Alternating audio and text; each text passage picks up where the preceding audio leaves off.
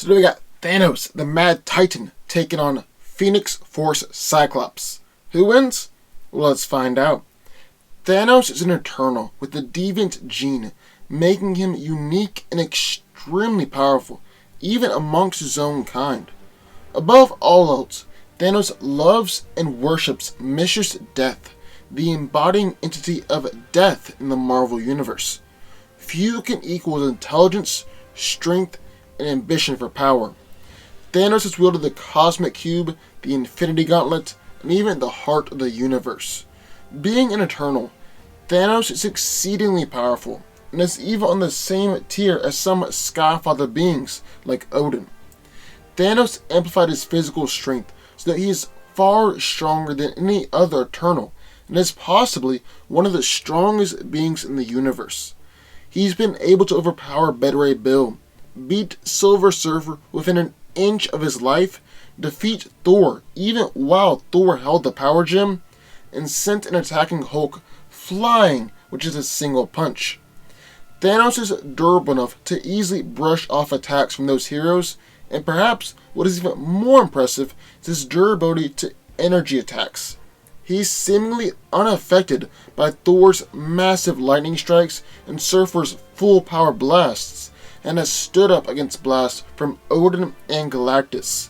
Thanos is able to tap into, transform, and direct vast quantities of cosmic energy, and can emit powerful blasts of energy from both his eyes and hands.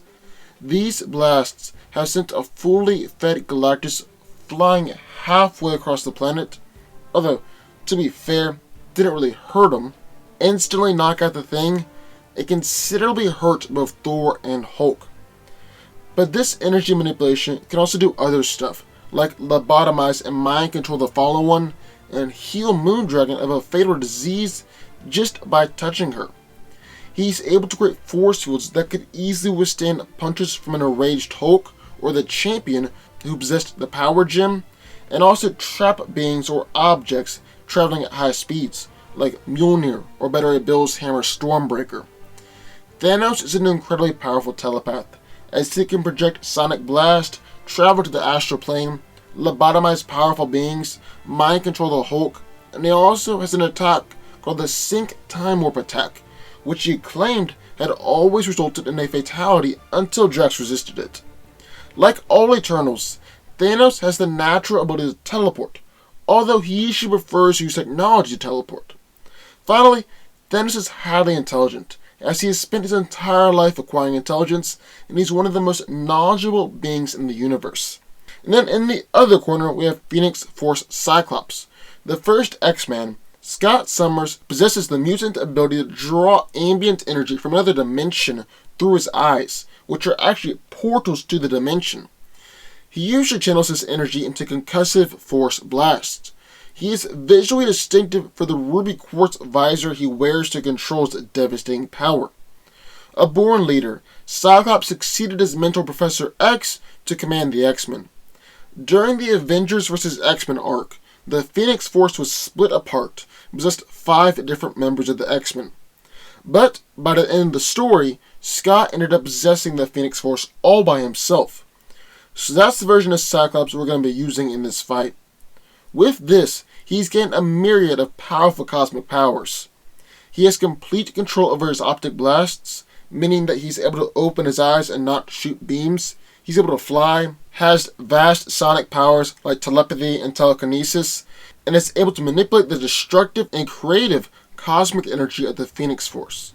Cyclops' optic blasts were able to easily overpower Gladiator and hurt Thor, as well as take out multiple Avengers with just one blast. He's physically strong enough, durable enough, and fast enough to easily battle against Gladiator, Thor, and even managed to punch Hulk from Australia all the way to America. His telekinetic powers are so strong that he was able to stop Thor's swing of Mjolnir with one finger, as well as effortlessly destroy Iron Man's armor. Perhaps the most impressive feat was a time when Cyclops battled and was beating the Avengers and the X-Men all at the same time, all over the world, as well as creating natural disasters all over the planet. So who wins? Well, let's break it down.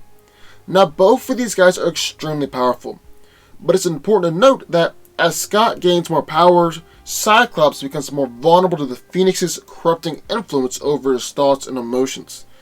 That might be important to note.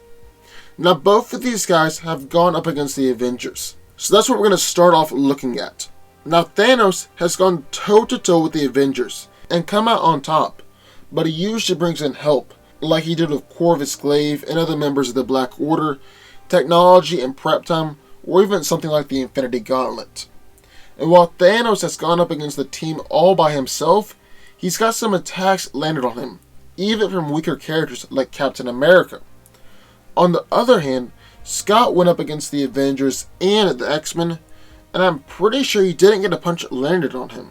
Or at least, if he did, he didn't show that it actually hurt at all. And then both of these guys also fought against God Emperor Doom. Thanos spent his time monologuing, and Doom went on to rip out his spine. Then the Phoenix Force Cyclops started out by monologuing, but was actually smart enough to attack Doom, and ended up actually hurting him. Of course, Doom ended up snapping Scott's neck, but I think the point still stands. Phoenix Force Cyclops is more powerful than Thanos, and not only that, but also doesn't have as much of a tendency to monologue, and so that will come in handy as well. So the last question we've got to answer, is there any specific thing in Thanos' power set that can counter Cyclops? The Mad Titan is durable enough to take a blast from a Phoenix Force host, as shown when he withstood a blast from Dark Phoenix Thane. Then Thanos is also powerful enough to injure Phoenix Cyclops. He's used his energy blast to send Galactus flying halfway across the planet, and Galactus has gone up against Jean Grey with the Phoenix Force. And Thor has actually used Mjolnir to injure the Phoenix Force itself, so I would say Thanos has the potential to hurt Scott. However, at the end of the day, the Phoenix Force is more powerful than Thanos, and the Phoenix Host is more powerful than Thanos. And then we also can see this in a roundabout way where Thanos lost to Galactus, while Galactus fought to a standstill with Phoenix. So at the end of the day, Cyclops is winning this one. But what do y'all think? I would love to hear your thoughts, so sign off in the comments down below. Also, be sure to subscribe button, more videos just like this one every single day, and I'll see y'all next time.